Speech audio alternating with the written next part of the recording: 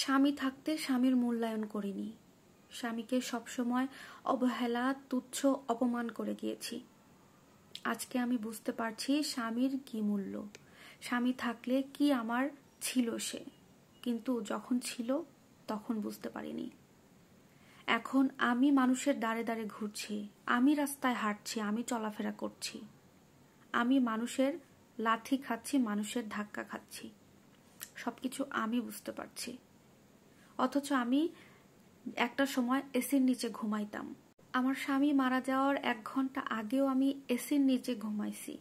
সেই আমি আমার স্বামী যখন মারা যায় তার কিছু সময় পর থেকে আমাকে কেউ দেখতে পারতেছে না। আমার সাথে সবার ব্যবহার চেঞ্জ হয়ে গেছে।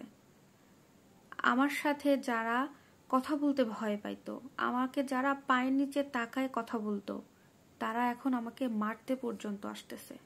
তাদের ব্যবহারে এত পরিবর্তন শুধুমাত্র এই একটা মানুষ না থাকার কারণে। আমার স্বামী যখন ছিল আমি তখন এগুলো বুঝিনি।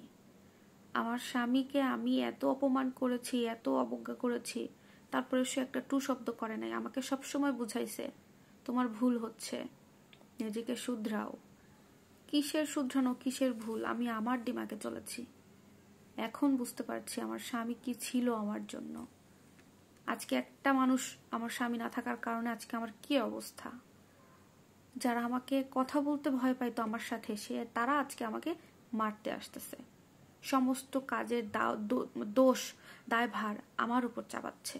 আমি যে আমার স্বামীর সাথে এত খারাপ ব্যবহার করেছি বা ও যাই করে থাকুক, কিন্তু ও কখনো, আমার স্বামী কখনো আমাকে অন্য কারোর কাছে মাথা নিচু করতে দেয় নাই, কখনো আমাকে কোথাও একটাবারের জন্য অপমান করে নাই।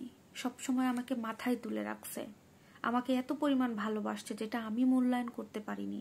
কিন্তু আজকে বুঝতে পারতেছি, এখন আমার মনে হয় আমার স্বামীকে আল্লাহ কেন নিল। আমার স্বামীর পরিবর্তে আল্লাহ আমাকে নিতে পারতো, আমাকে নিত।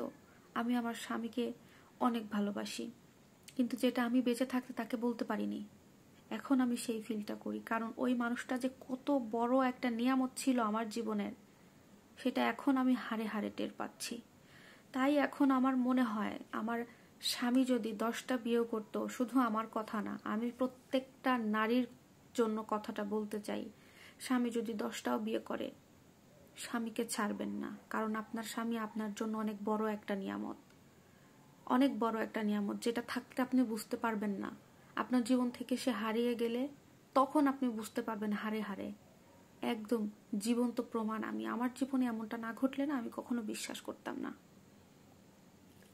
এই লাইফ স্টোরিটা একটা নাম না বলা আপুর।